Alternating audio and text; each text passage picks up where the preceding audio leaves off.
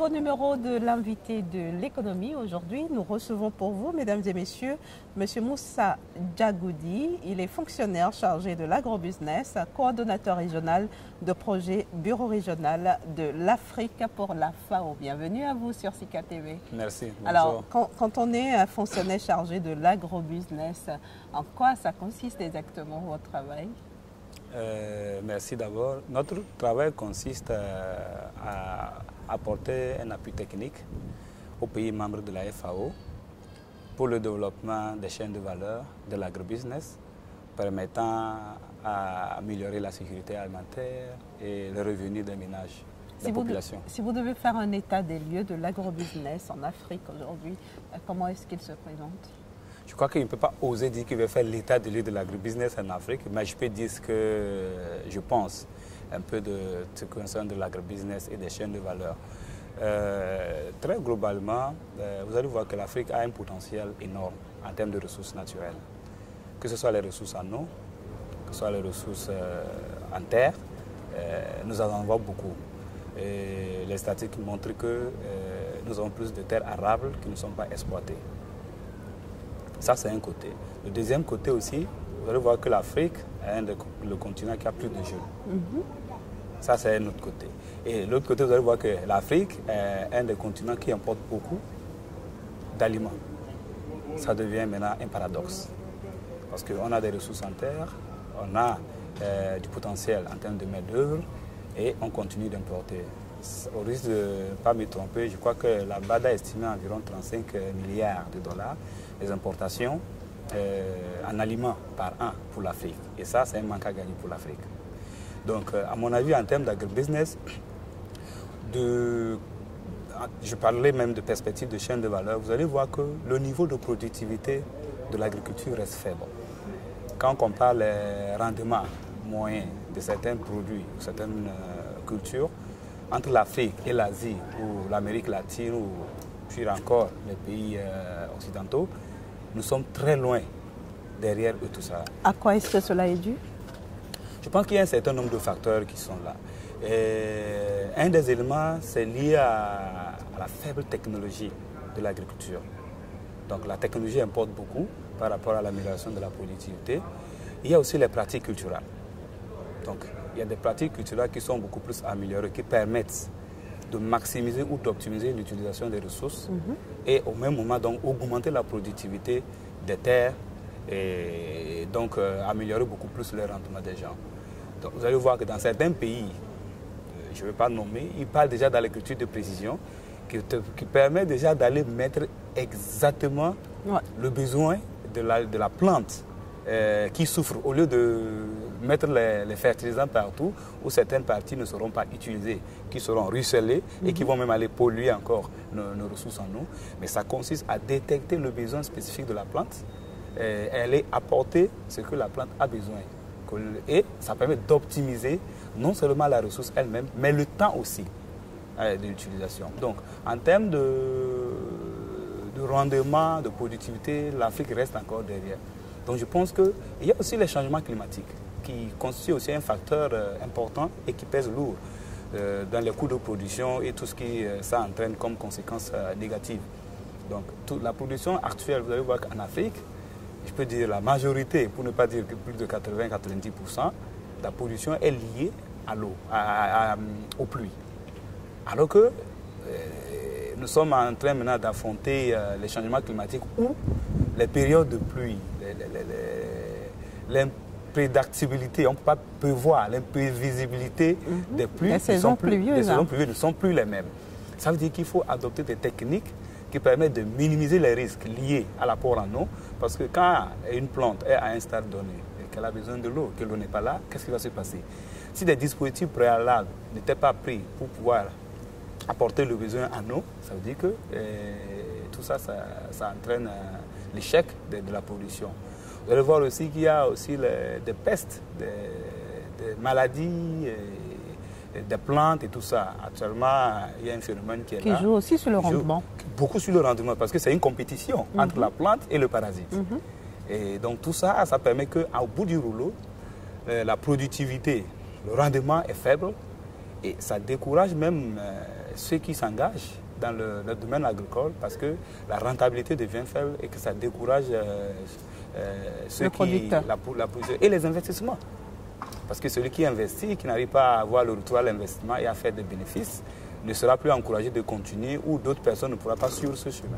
Mais finalement, comment est-ce qu'il faut juguler tout ceci? Que fait la FAO, par exemple, pour aider les investisseurs, aider les producteurs à corriger le tir? La FAO, c'est une organisation intergouvernementale. La FAO travaille avec les pays, accompagne les pays par rapport à leur politique agricole. La FAO aide les pays à élaborer leur politique agricole, à définir leurs priorités et à signer des cadres de collaboration qu'on appelle le cadre de programmation pays, que tous les pays ont et qui a pu identifier les priorités dans lesquelles ils vont travailler en court et moyen terme, au cours desquels la FAO apporte non seulement l'appui technique dans la mise en œuvre des actions liées aux priorités identifiées, mais aussi la FAO aide à mobiliser beaucoup plus de ressources auprès d'autres partenaires qui ont beaucoup plus de ressources financières. Parce que la FAO n'est pas une institution financière. La FAO est une agence technique des Nations Unies qui fournit beaucoup plus l'assistance technique. Les ressources que nous avons permettent de rendre... c'est des ressources catalytiques qui permettent de montrer que des choses sont faisables et attirer beaucoup plus de partenaires pour mobiliser plus de ressources pour mettre en œuvre les politiques et stratégies. En quoi tout ceci impacte le rendement? À plusieurs niveaux. Ça impacte le rendement à plusieurs niveaux parce que quand on parle de priorité, ça veut dire qu'on est passé déjà par un certain diagnostic qui permet de déterminer les points faibles et les atouts. Donc, ça impacte le rendement parce que d'une façon beaucoup plus bas, au-delà des politiques, la FAO aussi accompagne les pays dans le renforcement des capacités, que ce soit des producteurs, que ce soit des transformateurs, à améliorer leurs connaissances dans le domaine qu'ils font. Donc, ceci permet de limiter les risques liés à la méconnaissance de certaines pratiques et d'améliorer les rendements. Donc, on a vu le cas spécifique des champs écoles paysans. Quand on parle de champs écoles paysans, tout le monde sait que c'est un bébé de la FAO qui permet d'enseigner des techniques améliorées comparées aux techniques paysannes et aux populations de remarquer la différence entre ces techniques améliorées et d'encourager beaucoup plus l'adoption de ces techniques. Parce que en voyant la différence, ça les encourage à adopter les techniques et à jouer sur ces aspects améliorés rendement. Donc, pour le cas du manioc par exemple, les techniques à travers les champs écoles, les producteurs ont compris ce qu'ils faisaient qui n'était pas exactement ce qu'il faut faire pour avoir de meilleurs rendements. En termes de préparation des sols, en termes de lutte contre les prédateurs, et même la façon de planter, quand est-ce qu'il faut entretenir, comment identifier les parasites, les ennemis des cultures et comment les traiter. Donc tout ça contribue à améliorer le rendement des cultures et par conséquent leurs revenus. Je prends un exemple, un producteur qui a 1 hectare de terre et qui adopte vos techniques, qu'est-ce qu'il peut en tirer? La conséquence immédiate, quand vous adoptez une technique, ça veut dire que, si je peux parler même déjà d'impact, c'est qu'il va constater déjà un changement dans le comportement de sa plante et ce qui va beaucoup plus l'intéresser, c'est le rendement. Exactement. Donc, les plus il a de revenus, peut en tirer. Exactement. Plus il a de revenus, d'abord, il est motivé, donc il peut améliorer sa sécurité alimentaire. Si c'est une agriculture de subsistance, il aura plus de ressources alimentaires pour lui, pour sa famille. Si c'est une culture pour vendre, ça veut dire qu'il aura plus de produits à proposer à ses acheteurs. Et plus encore, en parlant même de l'agribusiness, ça lui permet d'être beaucoup plus compétitif. Parce que quelqu'un qui a une production conséquente et qui est en train de négocier sur le marché, ce n'est pas la même chose qu'il y a une petite production. Donc, en améliorant la productivité avec nos bénéficiaires, ça leur permet de mieux même s'organiser et de mieux planifier même la vente et tout ce qu'ils en font avec leur production. Donc, un des éléments aussi, c'est les pertes post-récolte. Les pertes post-récolte qui constituent un aspect très important lié des fois à une méconnaissance de certaines techniques, à un manque de technologie, surtout dans nos pays, qui fait que une bonne partie des récoltes sont perdues, surtout s'il n'y a pas de dispositif préalable qui était pris pour leur transformation. Le stockage aussi. Exactement. C'est dans le cadre dans ces perspectives même que je vous parlais du projet financé par l'Union européenne, que nous remercions de passage, le projet parle de renforcement des relations commerciales entre les petits producteurs et les acheteurs. Parce qu'un producteur qui produit, qui sait déjà qu'il a déjà un acheteur, c'est déjà encourageant. Il peut même déjà négocier les prix en avance. Et s'il négocie les prix en avance et que la production ne suit pas, vous voyez, ça a plusieurs conséquences. La confiance qui était créée entre lui et l'acheteur peut être perdue. Ça, c'est un deuxième élément. Lui-même, il devient beaucoup plus vulnérable. Donc, renforcer la relation commerciale entre les producteurs et les acheteurs est déjà un moyen de limiter les risques liés aux pertes post-récolte. Parce que aussitôt que je produis, je sais déjà qu'il y a monsieur X et Y qui veut tel produit avec telle caractéristique. Parce que les relations commerciales m'ont permis de comprendre les besoins spécifiques de cet acheteur et mes semences, mes techniques culturelles que j'ai adoptées répondent aux exigences de cet acheteur. Donc j'ai déjà un avantage compétitif sur le marché par rapport aux autres qui n'ont pas ça. Donc nous pensons que améliorer les relations commerciales, c'est très important à tous les niveaux, aussi bien pour le producteur que l'acheteur aussi. L'acheteur peut planifier ses achats, la logistique de transport. Si c'est un transformateur, sa logistique de transformation par rapport à ça. Finalement, Monsieur Djagoudi, comment est-ce que vous voyez l'avenir de l'agrobusiness en Afrique? Je pense que c'est un avenir florissant, mais avec des conditions. Lesquelles?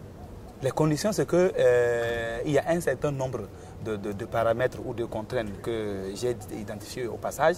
C'est vraiment de rendre l'agriculture beaucoup plus business. Il faut que l'agriculture ne soit pas une agriculture de subsistance et tout ça. Même les petits producteurs peuvent business mind, c'est-à-dire esprit d'affaires. Donc il y a le potentiel qui est là, mais l'autre côté aussi, c'est surtout l'ajout de la valeur. Je pense que c'est un élément très important. Comment est-ce qu'on peut ajouter plus de valeur à nos produits? Comme je le disais, qui permet de réduire les pots et permet de les rendre beaucoup plus attractifs et répondant aux exigences du marché. Je prends un exemple simple. Quand vous arrivez dans un supermarché, je dis toujours aux gens, ce qui vous attire, ce n'est pas le goût, parce que vous n'avez pas encore goûté le produit.